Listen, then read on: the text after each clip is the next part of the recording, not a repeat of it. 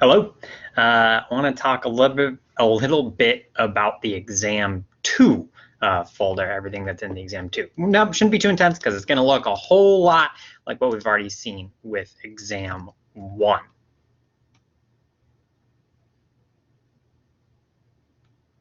Okay.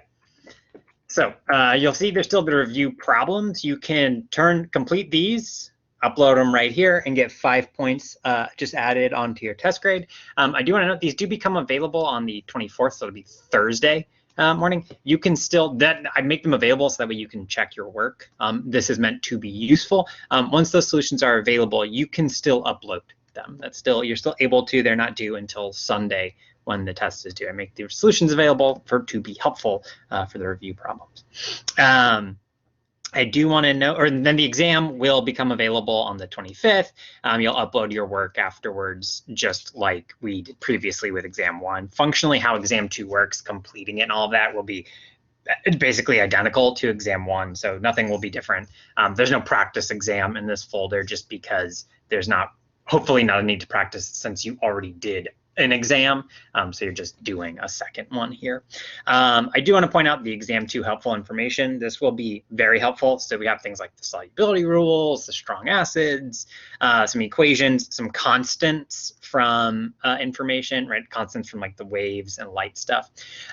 There are 2 particular things that I want to point out that will be very helpful that you do not need to memorize. A lot of these things are kind of, you just kind of potentially, you might eventually have memorized Planck's constant. Not super useful, but a lot of this stuff, like the calorimetry equations, heat, those kind of stuff, you probably would have just kind of naturally reused that so much. But the Aufbau ordering, you do not need to memorize. The Aufbau ordering is here. If you're coming up with electron configuration, use the Aufbau ordering of the subshells here. If you want to come up with your own way to learn it, you can, but you don't need to, like the arrows and stuff like that for the ordering, or it's just right here. So I guarantee you I'm going to see some people write out the arrow diagrams in their work.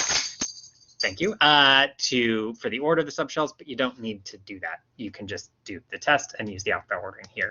The other thing that you don't need to memorize that you will 100% need is a periodic table. So this is a periodic table that I like to use here. It is, I think, fairly legible, even when you zoom in. So you can see all this information. You don't need to use this one, but you do need a periodic table. I will straight up tell you right now, if you don't use the periodic table, it will be much more difficult to do the test. Don't memorize the periodic table. You don't need to memorize what column phosphorus is in. You can just look it up in the periodic table. Molecular geometries, all these constants, equations, and stuff like that. I encourage you to use that helpful information while you are creating or studying for the test, preparing for it, all that kind of stuff. That is helpful information to help you actually complete problems. If you have any questions about the test, about anything on the helpful information, please do not hesitate to reach out. I am happy to help. I want to make sure you have all the information you need and are totally prepared for the test and know how to do it.